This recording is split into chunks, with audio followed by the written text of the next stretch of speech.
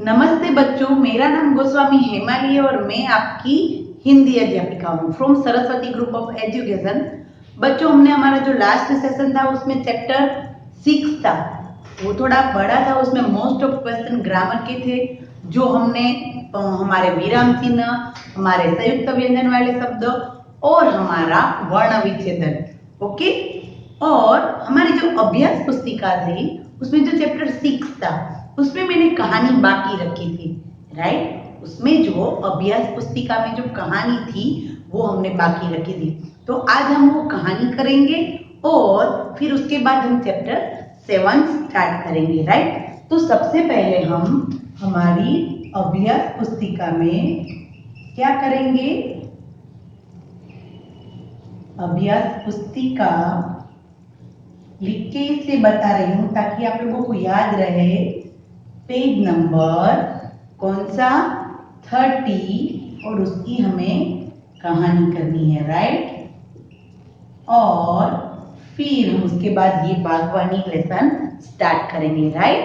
सबसे पहले हमारी जो कहानी थी, तो हमने देखा था कि हमारा चैप्टर था वही था हमारी गुरु भक्ति का, गुरु दक्षिणा का, गुरु के ज्ञान का, गुरु जो हमें ज्ञान देते हैं उसका, राइट। तो ये जो हमारा पेज नंबर 30 है उसमें जो कहानी है उससे जुड़े हुए कुछ पिक्चर है पेज नंबर 29 पर, राइट। पहले उस सारे चित्र को, जो हमें 6 पिक्चर दिए हैं, उन सभी चित्र को सबसे पहले देखना चाहिए। 5 पिक्चर्स है। सबसे पहले एकलव्य है, वो तो सबको दिखाई दे रहा है। फिर गुरु है, फिर वो उसको देख के, उसकी मूर्त को देख के तीर चलाना सीख रहा है। फिर गुरु से बात कर रहा है, फिर अपना अंगूठा काट के दे रहा है, फिर गुरुजी उसको आशीर्वाद दे रहे हैं।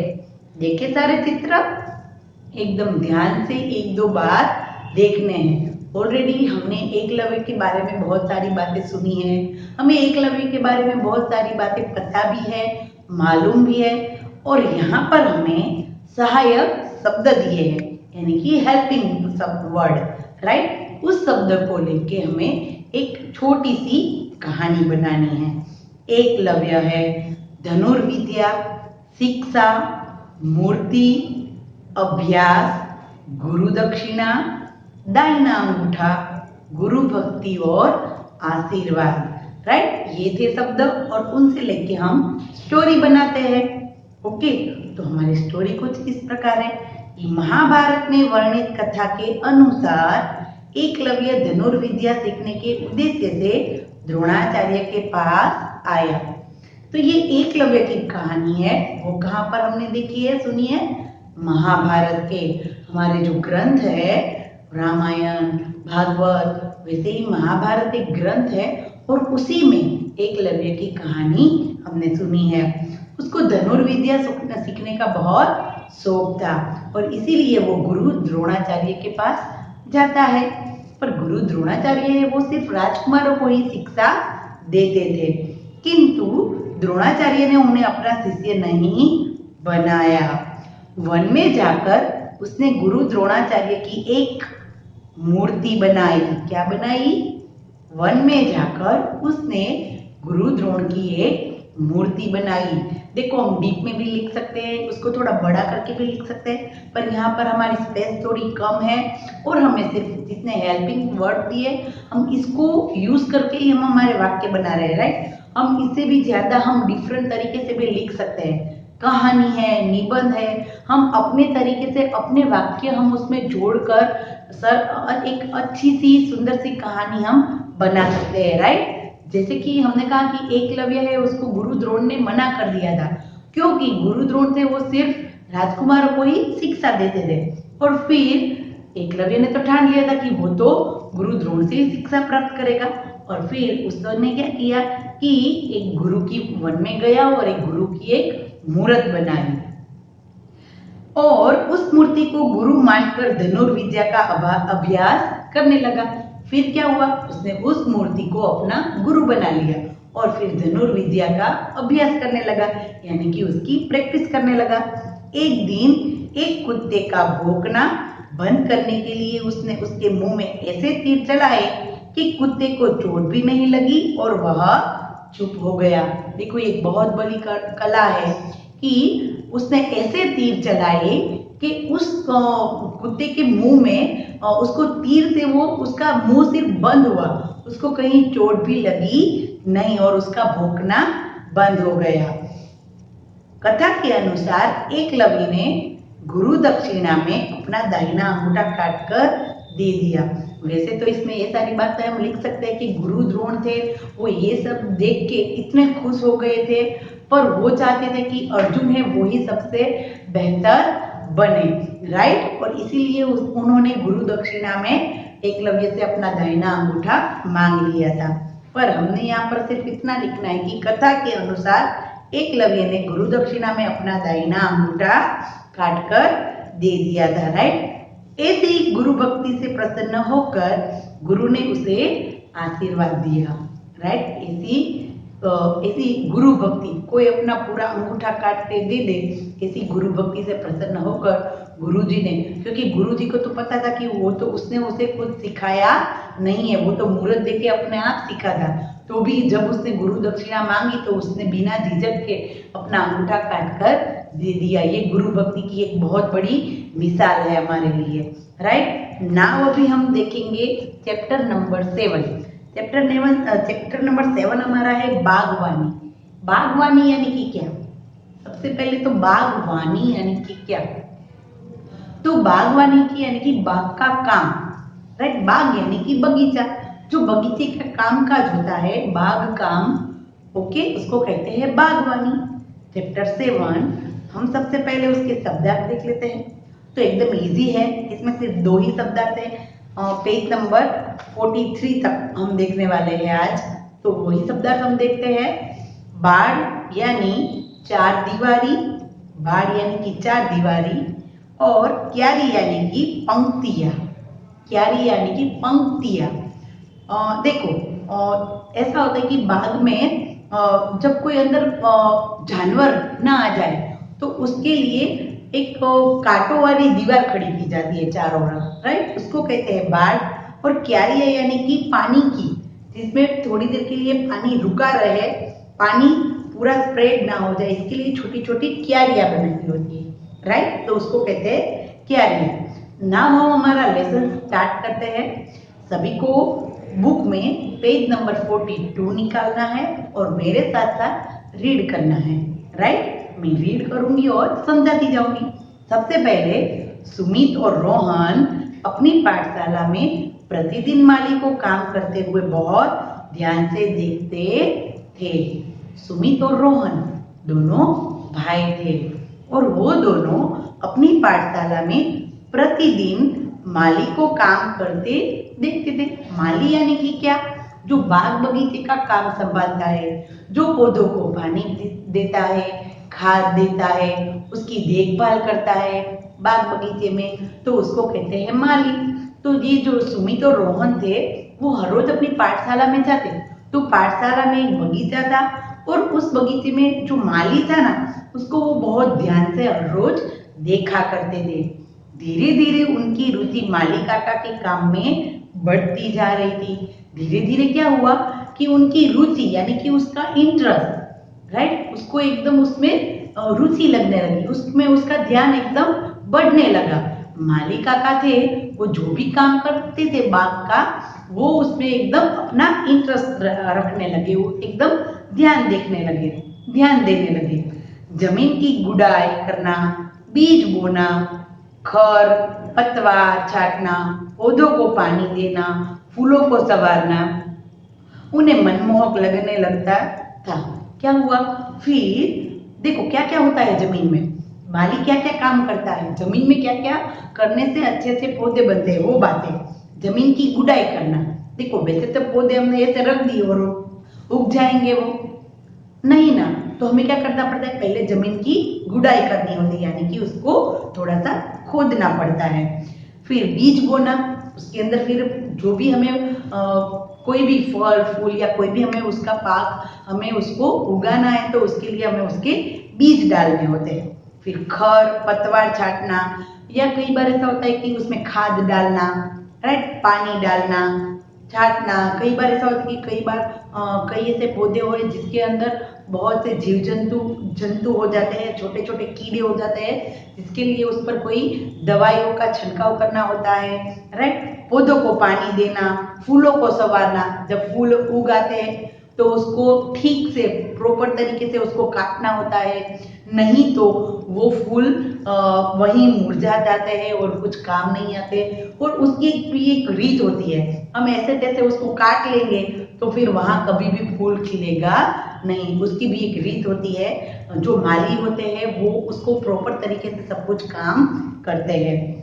उन्हें मनमोहक लगने लगा था। ये सारी जो चीजें थी, माली काका को रोज देखते थे अपनी पाठशाला में। क्या क्या देखते थे कि जो माली काका थे वो गुड़ाई करते थे, फिर बीज बोते थे, फिर हर रोज उसका ख्याल रखते थे, पानी देते थे, फूल संवारना, ओके।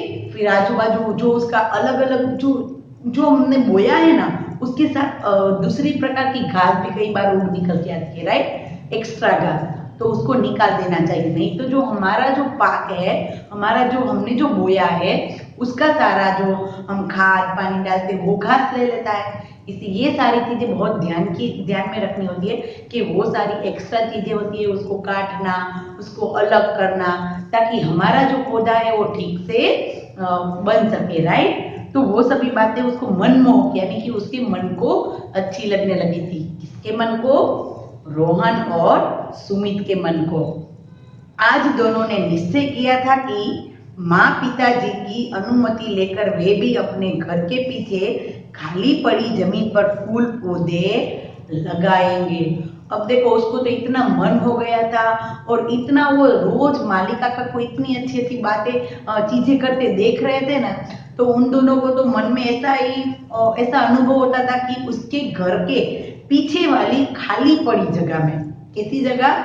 घर के पीछे खाली पड़ी जगह में जमीन पर वह फूल पौधे लगाएंगे। देखो, हमें भी हमारे आसपास अगर कोई जगह है ऐसी खाली, तो जरूर उसमें पौधे बोने चाहिए, ताकि वो आज नहीं तो कल हमें हमेशा उपयोगी आएंगे, राइट, उपयोग में आ सकते हैं। तो हमें फूल पौधे से हमें एक तो सबसे पहले मोस्ट बात तो ये है कि वो हमें खाने पीने की चीजें तो देता ही है, पर साथ ही साथ वो हमें क्या देता है? धूप से बचाता है, राइट, छाया छाया देता है। और साथ मोस्ट इम्पोर्टेंट चीज है कि वो हमें क्या देता है? हमें ऑक्सीजन देता है, यानी कि शुद्ध हवा। वृक्ष से हमें शुद्ध हवा मिलती है। खासकर आप लोग देखना कि जब गर्मियों का मौसम होता है, तब अगर हम किसी पेड़ के नीचे बैठेंगे, अगर हम धूप में चल रहे हैं और किसी पेड़ के नीचे आएंगे, तो कैसा होगा? एकदम अच्छा लगता है हमारे मन को, एकदम हमारे मन को ठंडक मिलती है, राइट। तो कैसा होना चाहिए कि हम लोग एकदम हमारे मन को वृक्ष से ठंडक मिलती है।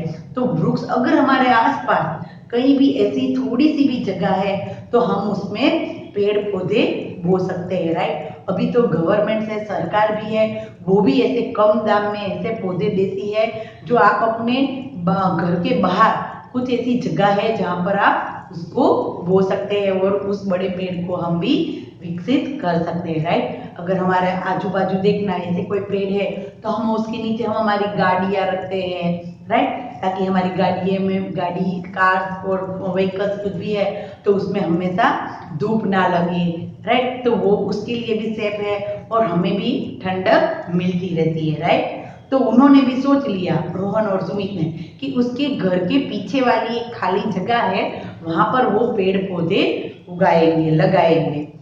फिर पेज नंबर 43 पर देखो। शाम को खाना खाते समय दोनों भाइयों ने माँ पिताजी से बाग लगाने की बात कही।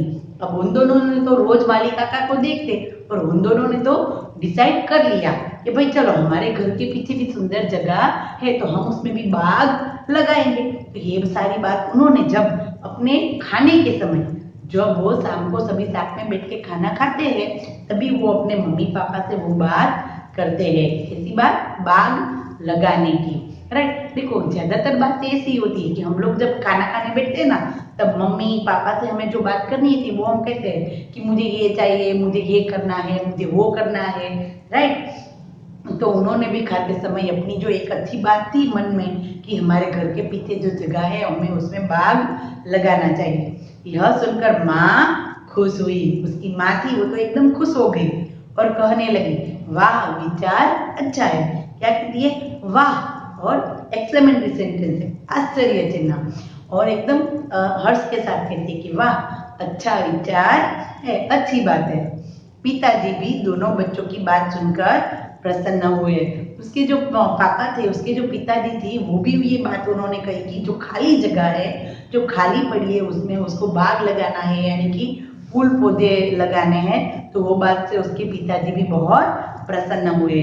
उन्होंने रविवार को एक मजदूर बुलाया। फिर क्या हुआ कि उन्होंने एक संडे के दिन एक मजदूर को बुलाया। कुछ पैसे देकर बाजार से कांटेदार तार मंगवाया और बगिया के चारों ओर बाड़ बनवा दी। फिर क्या हुआ? एक दिन एक रविवार को उन्होंने एक मजदूर को बुलाया और बाजार से पैसे देकर कांटेदार तार, देखो मैंने आपको बोला था कि बाड़ कैसे बनती है। अगर कोई बाग बगीचा है तो उसके आजू बाजू हम एक कांटे की तार बनाते हैं, राइट, जिसकी वजह से कोई पशु है जो अंदर आके हमारा जो अभी पौधा ठीक से बना नहीं है उसको बिगाड़ ना दे, राइट। कई बार ऐसा भी होता है कि कोई ऐसे व्यक्ति होते हैं जो हमारे इस बाग में जो पौधे या ट्री या ये कुछ है तो वो बिगाड़ सकते हैं। कोई खेलते बच्चे हैं जो बिगाड़ सकते हैं। तो उसके पापा ने क्या किया, जो ये उसकी पूरी जगह थी उसको पहले सेफ कर ली, कवर कर ली, उसको सेफली बनाई। किससे बनाई? एक कांटेदार जाल से, कांटेदार तार से, राइट, और उसकी बाड़ बनवाई। शाम को दोनों भाई अपने पिता के साथ बाजार गए। फिर संडे का दिन था, रविवार था, सुबह बाड़ बन गई और शाम के वक्त दोनों भाई अपने पिता के साथ बाजार में गए। वहां से बागवानी के आवश्यक तथा उपयोगी औजार ले आए। फिर बाजार गए और बागवानी के, यानी कि बाग में काम करने लायक जो जो चीजें होती है वो लोग उसको, उस सारे औजार को वो लोग ले आए। कहाँ से ले आए? बाजार से। जैसे कुदाल, खुरपी तथा बेलचा आदि। तो कुदाल, खुरपी, बेलचा ये सारे बागवानी के काम के औजार है, राइट। उसको खोदने के लिए ऐसा स्क्वायर वाला होता है, फिर एक नुकीला होता है, राइट, अनीदार, ऐसे सारे अलग अलग डिफरेंट औजार आते हैं। वो सारे बागवानी के। बेलचा है वो भी कुदाल के टाइप ही होता है पर थोड़ा सा छोटा है, राइट। ये सारे औजार आप लोग ऑनलाइन सर्च भी कर सकते हैं कि किस तरीके से दिखाई देते हैं। कुदाल, खुरपी तथा बेलचा आदि। उस शाम बाजार से आकर दोनों भाइयों ने योजना बनाई कि वे कैसे अपना बाग लगाएंगे। चलो अभी एक काम हो गया कि पिताजी, माँ और दोनों खुश हो गए थे। फिर पिताजी ने उन्हें उस जो जगह थी उसको एकदम कांटेदार तार से सेव कर दी। फिर उसके पिताजी ने उसको बहुत सारी औजारें भी ला दी बागवानी की, राइट, औजार भी ला दी। अब उन्होंने सोचा कि अब अपना बाग है वो कैसे बनाएंगे, कौन से फूल उगाएंगे आदि। उन्होंने अभी सब कुछ योजना बना ली कि वो कैसे क्या क्या पौधे उगाएंगे, हमारे बाग में क्या क्या लगेगा, कौन कौन से फूल लगाएंगे, ये सारी योजना बनाने लगे। पाठशाला से आकर हर दिन रोहन कुदाल से जमीन को खोदता और सुमित बेलचा से उसे समतल करता। क्या होता कि पाठशाला से आकर हर दिन रोहन था ना, सुबह वो दोनों पढ़ने जाते और फिर रोहन आता और कुदाल से जमीन को खोदता और सुमित बेलचे से उससे समतल करता। जो ये रोहन था उसको खोदता और फिर सुमित उसको बेलचे से उसको समतल करता। देखो जमीन में ऐसा होता है, उसको खोदना, उसको थोड़ा ऊपर नीचे करना ताकि हमारी जमीन में से अच्छे अच्छे जो उसके अंदर गुण होते हैं वो ऊंचे ऊपर और नीचे हो और फिर हम उस पर खुदाई करके फिर हम उसमें बीज बो सकते हैं। 4-5 दिन उन्होंने इस कार्य में लग गए क्योंकि बहुत बड़ी जगह थी और सभी जगह पर उन्होंने पहले खोदा और फिर उसको समतल किया। देखो हम भी अगर आप लोगों ने कई बार खेतों में देखा होगा तो सबसे पहले क्या करते हैं, खेतर को खेड़ते हैं। આપણે કહીએ કે ખેતરને ખેડવું, રાઈટ, ગાડાથી અથવા ટ્રેક્ટરથી અત્યારે તો મોસ્ટ ઓફ ટ્રેક્ટરથી ખેતરને ખેડવામાં આવે. શું કરે એનાથી કે ખેતરને ટ્રેક્ટરથી ખેડે એટલે બધી જમીનનું જે માટી હોય એ ઉપર નીચે થઈ જાય અને પછી એને પાછી સમતલ કરવામાં આવે અને પછી એને લાઈનમાં એમાં बीज रोपવામાં આવે. राइट, उसको जैसे ही हमने सोच लिया और हमने बो दिया, ऐसा होता नहीं है. पहले उसको खुरेदना पड़ता है, फिर उसको समतल करना पड़ता है, फिर जाके हम कुछ उसमें बो सकते हैं. राइट, तो उन्होंने भी उसमें थोड़े दिन लगा दिए, उसको पहले खोदा, फिर उसको समतल किया और 4-5 दिन उन्होंने इस कार्य में लग गए. आज शनिवार है. पाठशाला से आकर दोनों भाइयों ने क्यारियां और नालियां बनाई. आज तो शनिवार था, दोनों भाई आ गए जल्दी और दोनों भाइयों ने क्यारियां और नालियां बनाई. क्यारियां यानी कि मैंने आप लोगों को बोला था कि पानी वहां पर थोड़ा सा रहे और ऐसी क्यारियां कि जिसमें बीच बीच में हम लोग अलग अलग पौधे रख सकते हैं और नालियां भी बना दी, यानी कि पानी के जाने की नालियां और वो सब कुछ जो बाग के लिए जरूरी है वो सब कुछ उन्होंने बनवा दिया. देखो कैसी सुंदर लग रही है और कहते हैं कि देखो कैसी सुंदर लग रही है. कुछ दिन के परिश्रम से दोनों भाइयों ने जमीन को बाग लगाने के लिए तैयार कर लिया. कुछ दिन के परिश्रम से यानी कि कुछ दिन की मेहनत के बाद दोनों भाइयों ने जमीन को बाग लगाने के लिए तैयार कर लिया. सबसे उसने बो नहीं दिए, अभी तक उसने फूल पौधे कुछ बोया नहीं है.